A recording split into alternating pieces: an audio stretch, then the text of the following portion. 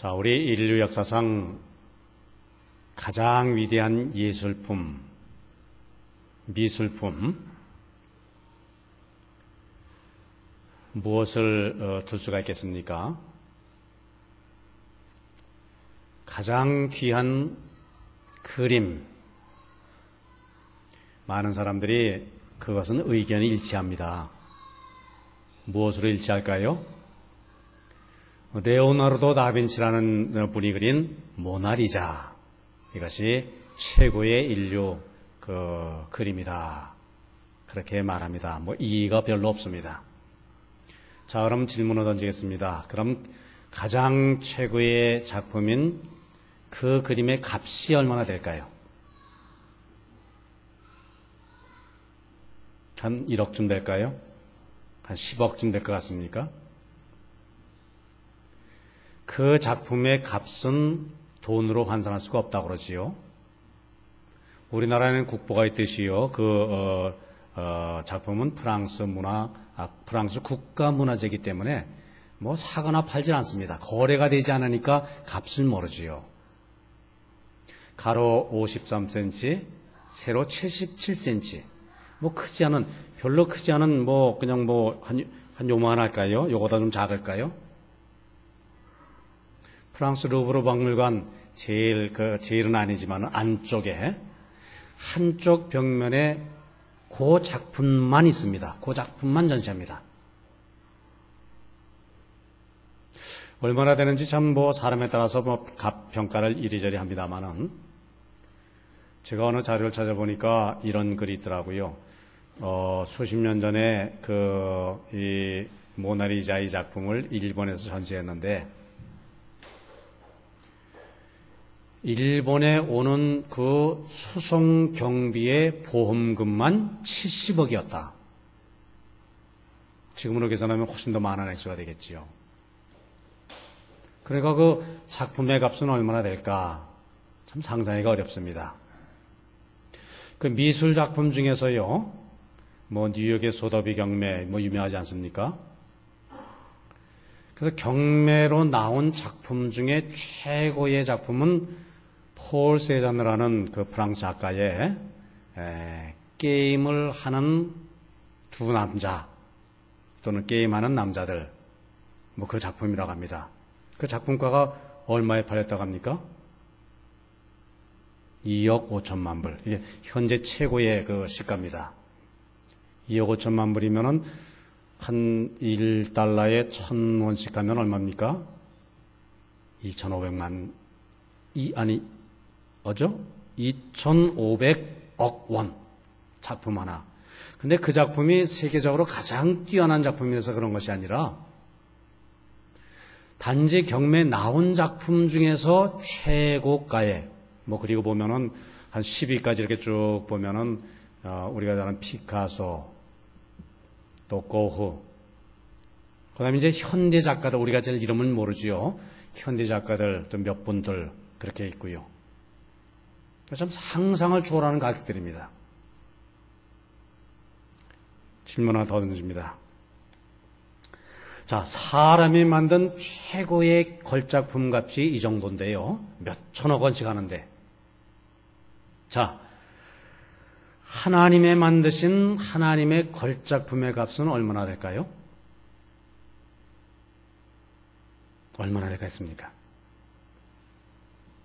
자, 그리고 하나님께서 만드신 최고의 걸작품은 무엇이겠습니까?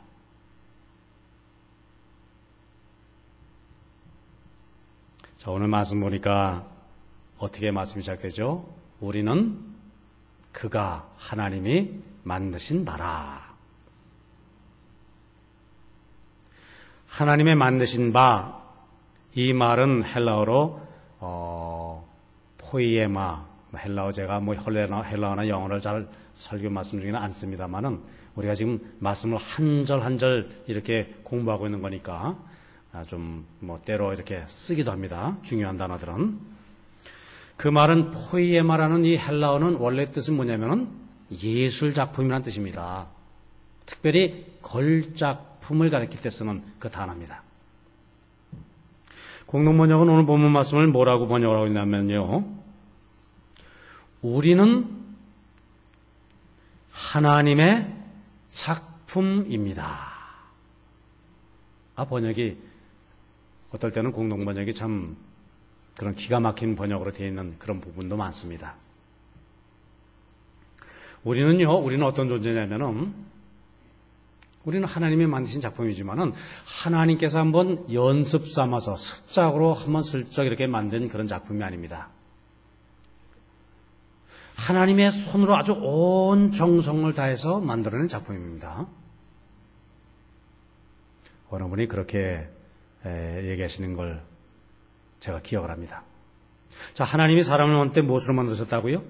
흙으로 사람을 만드시고 하나님의 손으로 정성껏 흙으로 그 토기장이 하나님께서 흙을 빚어가지고 사람을 만들었습니다. 근데 너무나 하나님 마음에 쏙 드는 거예요. 걸작품이 나왔습니다. 자, 우리가 아기, 갓난아기 얼마나 참 귀엽고 얼마나 참 신기합니까? 너무나 아기들이 예쁘면 그 예쁘다는 표현을 어떻게 합니까? 뽀뽀를 해주지요. 아기. 하나님이 이렇게 흙으로 사람을 빚으시고요. 너무나 하나님 마음에 들어서 하나님이 뽀뽀를 해주는데 하나님이 그 전에 뽀뽀를 해봤습니까? 해본 적이 없으시지요. 그러니까 볼에다가 뽀뽀를 한다고 하는 것이 그만 실수를 해서 어디다 뽀뽀를 하셨어요? 코에다가 뽀뽀를 하셨습니다. 그러니까 하나님이 흙으로 사람을 지으시고 그 코에 생기를 넣으시니 생명이 된지라. 그냥 뽀뽀 실수로 코에다가 뽀뽀를 해서 하나님의 생명의 기운이 들어가서 생명 살아있는 아담이 된지라. 어떤 분이 그렇게 아주 그 창세기 그 기사를 그렇게 멋지게 그렇게 설명을 하는 걸 제가 기억을 합니다만은 하나님이 우리를 말이지요. 흙으로 사람을 지으실 때 그냥 하나님 멋대로 그냥 반죽하고 왜 그냥 아무 허들의 그 그릇으로 쓰려고 그냥 이런 밥그릇 물그릇 정도로 쓰려고 그렇게 우리를 빚으신 건 아닙니다. 또는 식탁에 고급 밥그릇으로 쓰려고 또 우리를 빚으신 것도 아니고요. 장식장에 넣어둘 아름다운 예술작품으로 이렇게 감상하려고 우리를 만드신 것도 아닙니다. 하나님은 우리를 온 세상, 여기 온 세상이라고 하는 것은 뭘 말할까요? 다른 피조물을 말하겠죠. 온 세상과 온 세상 하면은 우리가 살고 있는 세상이죠. 영의 세계가 있죠. 또 하나. 그죠? 영의 세계를 어떻게 표현합니까? 천군 천사. 온 세상과 천군 천사들이 부러워하는 하늘나라의 걸작품으로 하나님께서 우리를 만드셨습니다. 자, 그래서 결국 천사들이 천군 천사들까지도요. 우리를 보면서 하나님이 만드신 최고의 걸작품. 이렇게 천사들이 우리를 부러워하도록 걸작품으로 우리를 만드신 겁니다. 얼마나 굉장한 이야기입니까? 자, 에덴 동산 아담 하나님께서 흙으로 사람을 비우셨지요. 이렇게 만드셨습니다. 근데 흙은 어떤 재료입니까? 흙. 약하지요. 물이 닿으면 어떻습니까? 금방 모양이 변하지요. 밟으면 어떻습니까? 찌그러듭니다. 단단하게 구워도 어떻습니까? 깨지기 쉽지요. 못 쓰게 될 수도 있습니다. 실제로 아담은 어떻게 됐다고요? 죄로 인해서 깨지고 말았습니다. 박살이 났지요.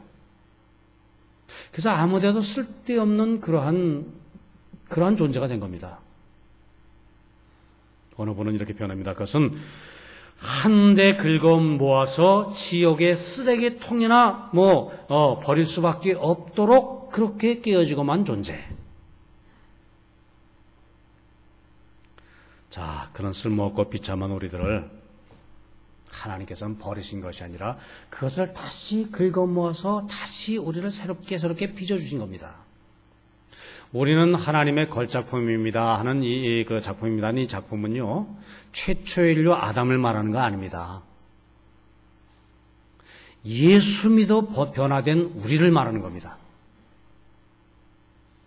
깨어진 그 인간을 말하는 것이 아니라 다시 그것을 어떻습니까? 새롭게 흙을 다시 모아서 말이죠. 그것을 다시 짓이겨서 다시 부드럽게 해서 다시 빚은 새로운 존재. 어떻게 빚었어요? 예수님의 땀과 피로 범벅을 해서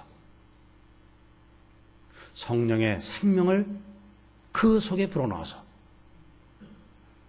그래서 다시는 깨어지지 않고 못 쓰게 되지 않을 영원한 하나님의 작품으로 하나님께서 우리를 친히 만드신 겁니다.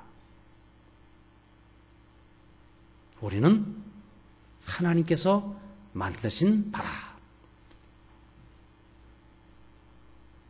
얼마나 굉장한 이야기인지 모릅니다. 자, 근데 성경은 여기서 끝나는 것이 아니고요. 자, 하나님이 그렇게 귀하게 값지게 예수님의 피와 땀으로 범벅을 해서 우리를 새롭게 참 좋은 이렇게 귀한 나라는 작품을 만드셨는데, 자, 여기서 우리가 생각할 것. 그러면 하나님께서 나를 하나님의 걸작품으로 만드신 목적이 무엇이겠습니까? 왜? 하나님이 그렇게 온갖 정성을 기울여서 최고의 작품을 만들었습니까? 왜요? 그 이유가 뭡니까? 목적이 뭡니까? 답을 어디서 찾아야 됩니까? 말씀 가운데서. 자, 그럼 다시 말씀 봐야죠.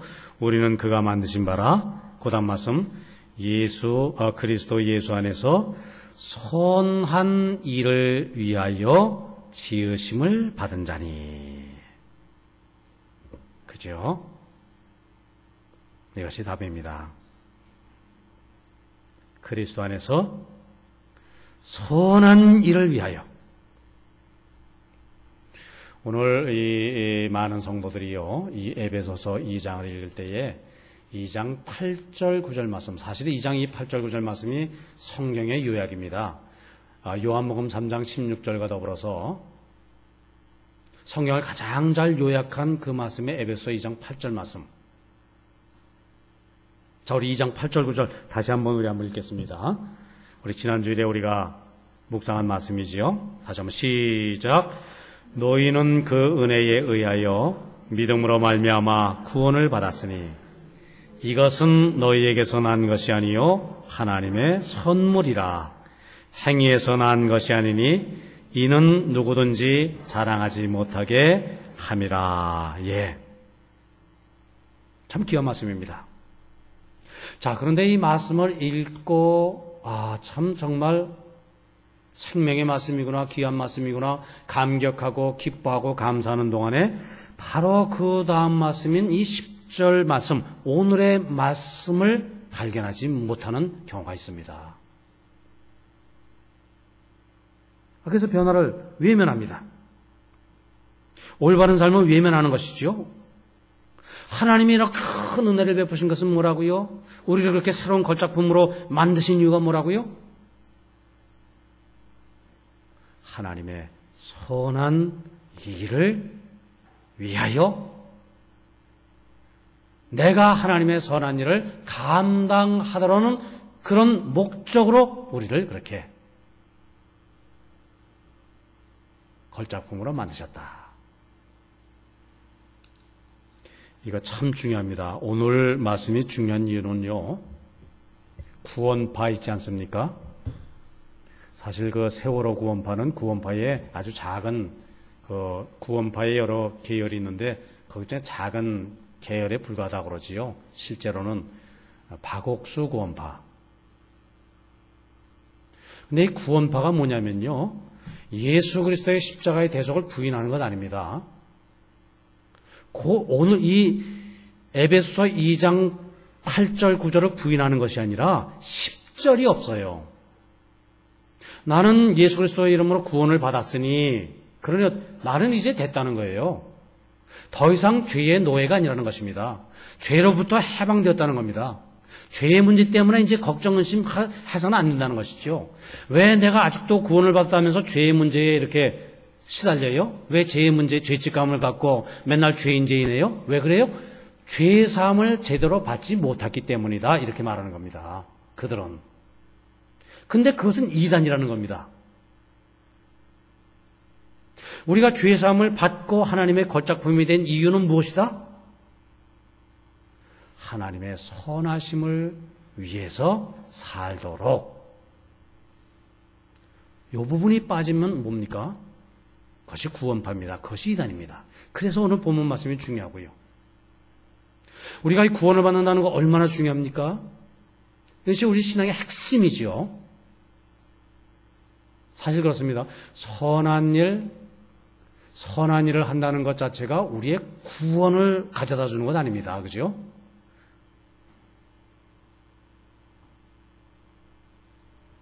선한 일? 그것에 매어달리면 안 됩니다.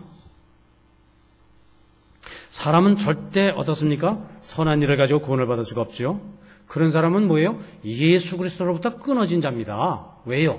우리는 예수 그리스도의 십자가의 은혜로 구원을 받지 선한 일로 구원을 받는 건 아닙니다. 자, 그러나 뭡니까? 구원받은 성도의 표시는 선한 생활에 있습니다. 이제 구원받았으니 어떻게? 선한 일을 위하여 내가 쓰임을 받아야지요.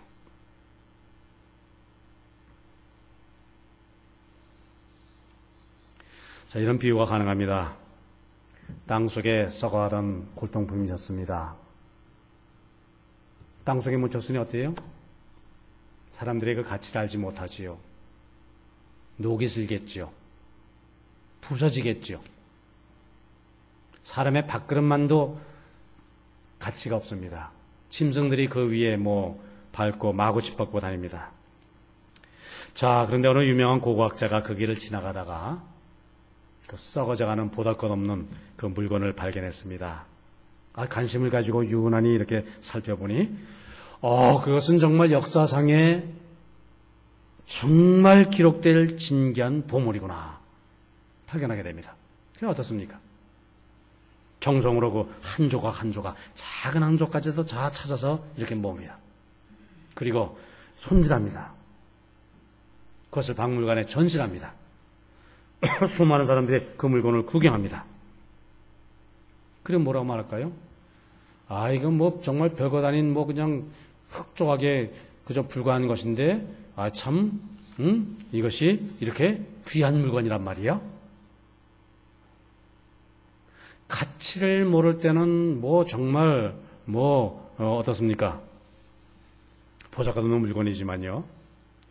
이제는 어떻게 되었다고요? 돈으로도 살 수 없는 귀중한 물건이 되어서 박물관에 전시실에서 수많은 찬사 부러움을 받으면서 이제 지내게 되는 굉장한 영광, 진가를 알게 되는, 진가를 아는 사람에게 의해서 그 가치를 찾게 된 것이죠. 자, 그런데 우리가 착각하지 말아야 됩니다.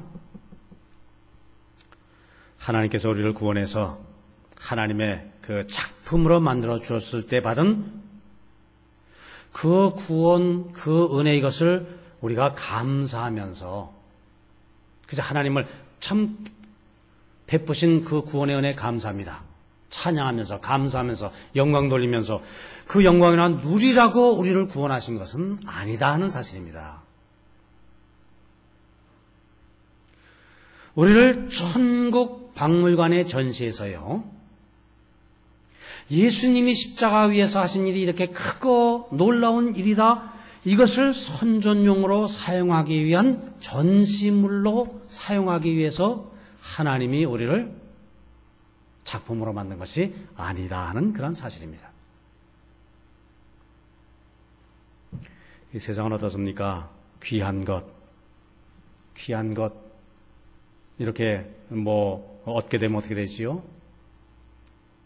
사용하는 것이 아까워서 잘 보관해 두고요, 전시하는 것을 더 즐겨합니다.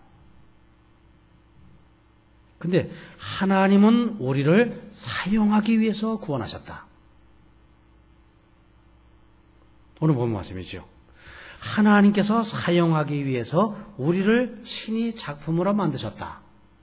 그 표현이 뭐라고요? 그 말씀이 그리스도 예수 안에서 선한 일을 위하여, 그를 위하여 우리를 구원의 작품으로 만든 것이지요. 하나님은 축복을 창고에 쌓아두시는 분이 아니십니다. 사용하고 사용하시고 또 사용하시는 분. 하나님의 뜻에 따라서 그렇게 사용되는 자만이 복의 통로, 복의 근원이 될 수 있는 줄 믿습니다. 얼마 전에 우리 한국교회의 최고 고령자 목사님, 방재일 목사님이라는 분이 계세요. 104세, 아마 올해 105세이셨을 겁니다. 작년 104세, 제 기억으로 하여튼 그렇게 되시는 분인데요. 아버님도 목사님이셨고, 중국에 선교사로 가시다가 중국이 49년에 공산화 되지 않았습니까? 근데 57년까지 계셨어요.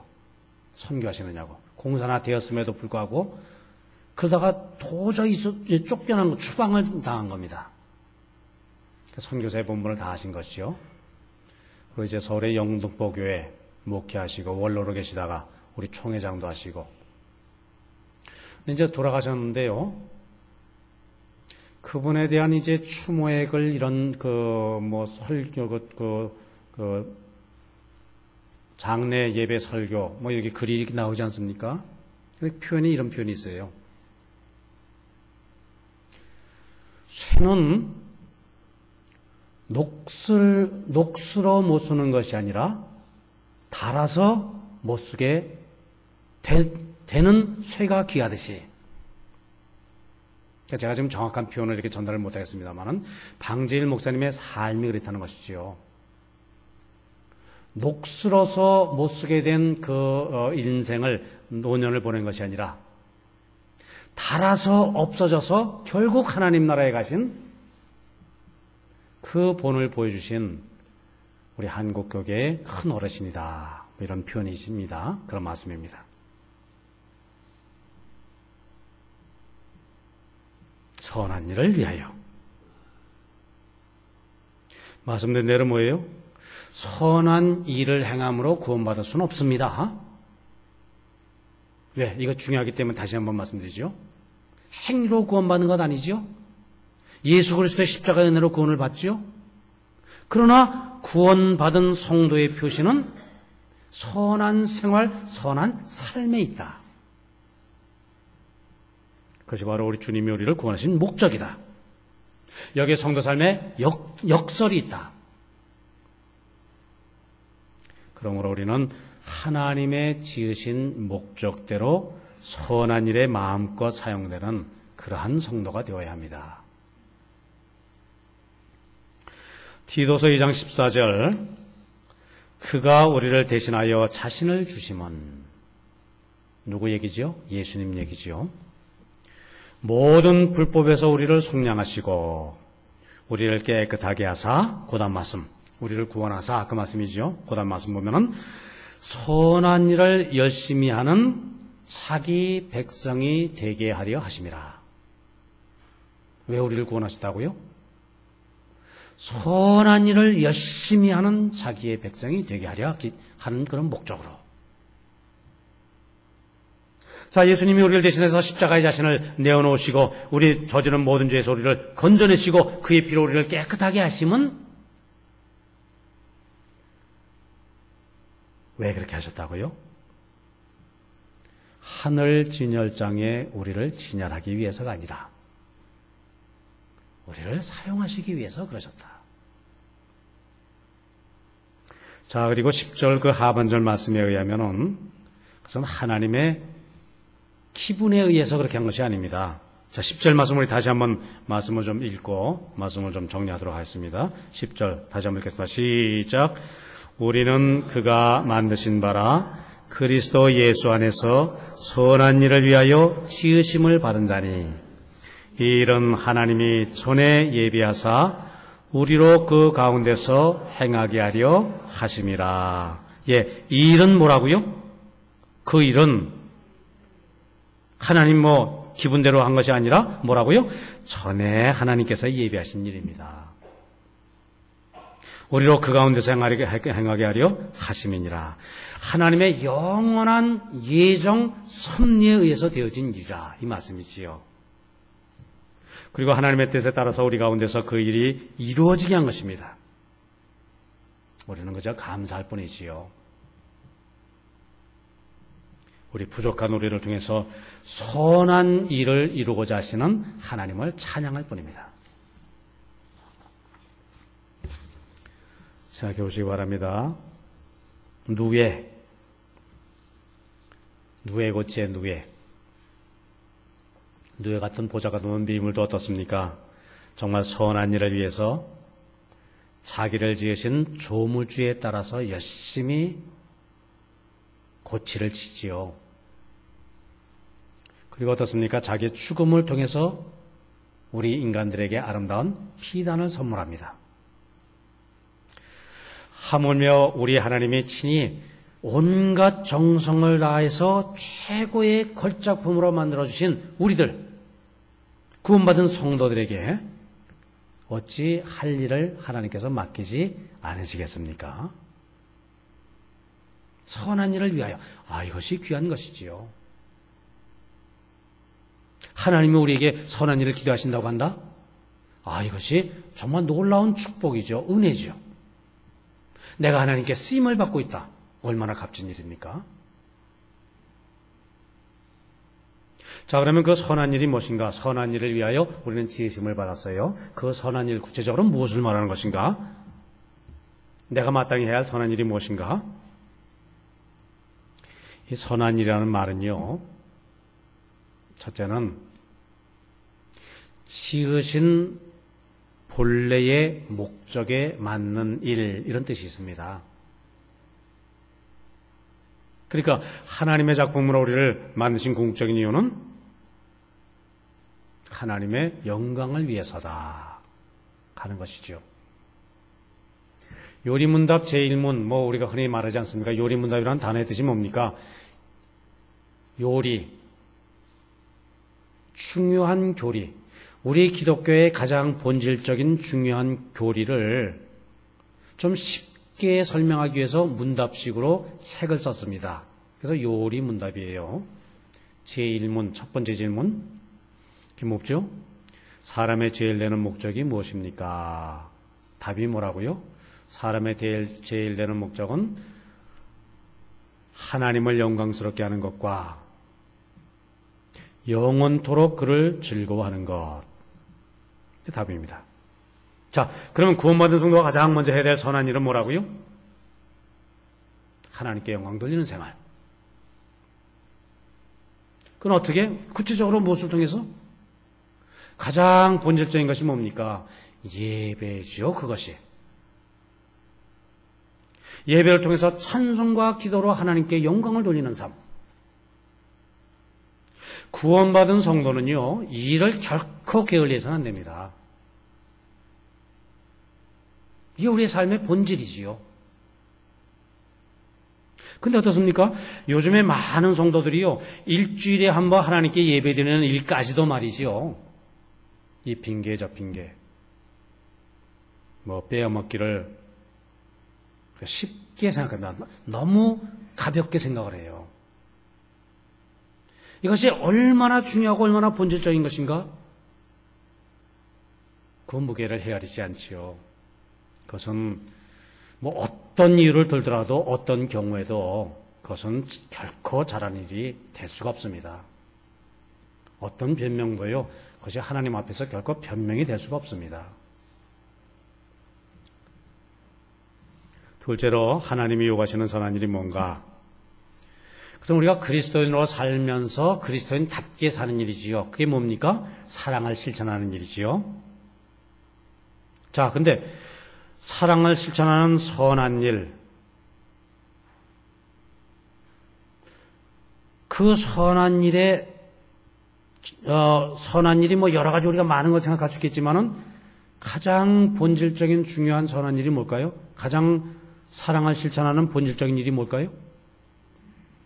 죽어가는 사람을 살리는 일이지요. 죽을 사람을 살리는 것보다 더 선한 일이 뭡니까? 그죠? 사람을 살려야 그 다음에 그 사람을 어떻습니까? 그 사람을 섬기기도 하고 봉사하기도 하고 친교하기도 하고 뭐 구제하기도 하고 죽은 존재를 가지고는 그렇게 할 수가 없습니다. 그죠? 그러면서 이 전도 또는 선교 얼마나 중요한지 모릅니다. 본질이지요. 우리 신앙의 본질이지요. 자, 말씀을 정리합니다. 우리는 하나님의 작품입니다. 무엇을 위하여? 선한 일을 위하여. 그렇다면 우리가 참 중요한 선한 일, 이거 게을리하지 말고요. 이걸 우리의 삶의 본질로, 근본 사명으로 삼아야 할 줄 믿습니다. 그럴 때 천사들과 사람들이 우리를 걸작품으로 만드신 하나님을 찬양할 것입니다. 정말 하나님은 아무개 뭐 그 사람을 저렇게 변화시켜서 새로운 작품으로 만드신 걸 이걸 보니까 정말 하나님은 살아계신가 봐. 하나님이 하신 일은 정말 놀랍고 놀라워. 그게 뭡니까? 하나님께 영광을 돌리는 우리의 삶이지요. 근데 그렇지 못하면 어떻게 됩니까? 아이고, 하나님도 별 수 없는가 봐. 뭐 아무개 뭐 예수 믿고 구원받았다고 야단하더니 뭐 하나도 달라진 게 없네. 그럼 어떻습니까? 하나님의 영광을 가리우는 일이지요. 세상의 조롱거리가 되는 일이지요. 우리는 그의 만드신 바라. 그리스도 예수 안에서 선한 일을 위하여 지으심을 받은 자니. 이렇게 하나님을 우리 구원의 걸작품으로 우리를 만들어주신 이 하나님을 우리 감사하고 찬양하는 우리의 삶이 되어야 할 것이고요. 그리고 지으신 선한 목적에 부합되는 삶을 살기 위해서 힘쓰는 우리 모두가 되어야 할 줄 믿습니다.